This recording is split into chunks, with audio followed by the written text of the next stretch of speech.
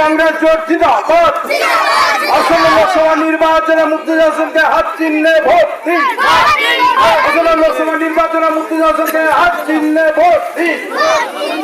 আপনার ভোট আমার ভোট, হাত চিহ্নের সব ভোট।